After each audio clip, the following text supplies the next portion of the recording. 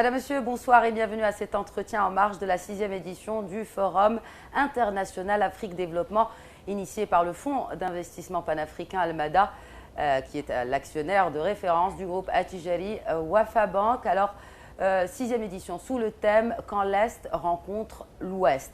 Beaucoup de plénières ont été organisées lors de cette première journée du forum, également des rencontres B2B dans le cadre d'un marché de l'investissement parce qu'in fine, il s'agit de créer l'opportunité pour des porteurs de projets, mais également pour des businessmen, pour se rencontrer donc autour de ce forum. Alors, il a été également question d'intégration africaine. Alors, j'ai le plaisir de recevoir sur ce plateau aujourd'hui le ministre délégué chargé de la coopération africaine, Marcy Jazouli. Bonjour et bienvenue. Merci, bonjour. Alors, tout d'abord, dans votre allocution ce matin, lors de la cérémonie d'ouverture, que je rappelle a été retransmise en direct sur les ondes de Média TV Afrique, vous avez insisté sur le rôle important, crucial d'un tel forum pour booster, pour dynamiser justement cette intégration africaine. Si vous pouviez nous en dire un peu plus. Oui, effectivement, c'est un moment important, c'est un lieu exceptionnel de rencontres, d'échanges et de création d'opportunités qui regroupe plus de 2000 personnes avec plus de 30 nationalités essentiellement africaines. Mais je voudrais quand même revenir à la genèse de ce forum qui est né il y a une dizaine d'années dans la droite lignée de la vision de Sa Majesté le roi Mohammed VI, que Dieu l'assiste, pour l'Afrique. Et donc il y a 10 ans, il fallait être courageux, il fallait être audacieux pour créer une telle plateforme. Personne ne parlait autant d'Afrique, aujourd'hui ça semble évident, mais il y a 10 ans, il fallait être courageux et audacieux, je vous le disais, pour créer un tel rendez-vous qui devient aujourd'hui un lieu incontournable pour les grands décideurs, pour les grands businessmen qui sont là pour justement être à l'affût d'opportunités intéressantes pour le continent.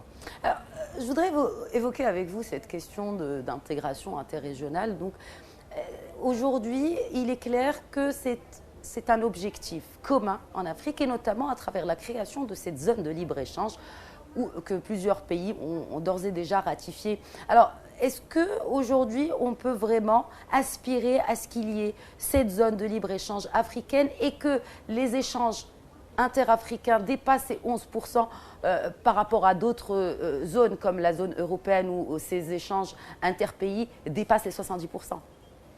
Écoutez, c'est une nécessité.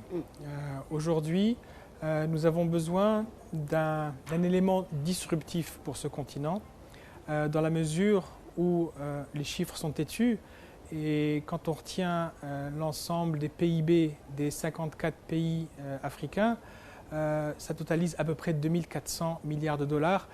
C'est à peine la taille d'un pays leader européen. Donc il va falloir réellement de la croissance pour le continent africain. Cette zone de libre-échange va être l'opportunité de rendre concret l'ensemble des dispositions qu'a imaginé déjà le Maroc, à savoir partager son savoir-faire avec ce pays. Ça sera encore plus facile de partager le savoir-faire marocain à travers notamment les grandes success stories des grands chantiers marocains initiés par Sa Majesté et qui vont permettre justement une libre circulation entre les pays et ça va faciliter justement les échanges entre ces différents pays. Alors vous représentez le secteur public, je rappelle que vous êtes donc le ministre délégué chargé de la coopération africaine. Quelle est la place et le rôle finalement du secteur privé pour avancer dans ce projet que vous citez plutôt de zone de libre-échange et aussi de meilleure intégration africaine et interrégionale? Le secteur privé et le secteur public doivent travailler la main dans la main pour accompagner cette révolution africaine. Le secteur public met en place les bases. Aujourd'hui, au sein de l'Union africaine, un certain nombre de pays ont signé cet accord de libre-échange, cet accord lié à la zone de libre-échange. Aujourd'hui, on est à près de 19 pays qui ont ratifié ces accords. Arrivé à 22, l'accord entrera en vigueur. Et donc, il y a un réel accompagnement du public vis-à-vis du privé, mais il y a aussi réellement un privé qui va mettre en mouvement toute cette dynamique, aussi bien pour la partie investissement que pour la partie commerce, échange, trading, qui sont les deux piliers de développement économique du continent africain. Bon, ici, aujourd'hui, nous nous trouvons au Maroc. L'invité d'honneur est la Sierra Leone. Selon vous, pourquoi un président qui vient d'être élu moins d'un an après son élection choisit le Maroc eh bien pour, disons, vendre la destination Sierra Leone comme terre finalement d'investissement et de business? Écoutez, aujourd'hui, le Maroc, à travers les visites de Sa Majesté le roi Mohamed VI en Afrique, et elles sont de plus de 50 visites dans près de 30 pays, on a montré tout ce qu'on savait faire au Maroc, ce qu'on savait faire de mieux sur les grands secteurs.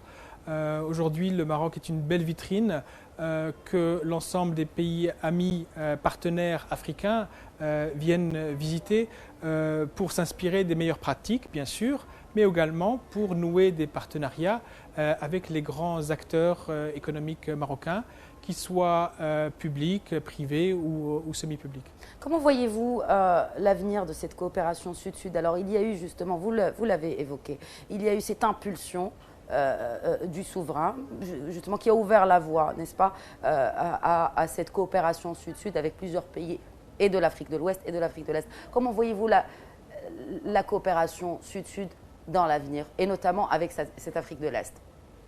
Écoutez, je vous le disais tout à l'heure, cette zone de libre-échange va venir renforcer cette intégration africaine.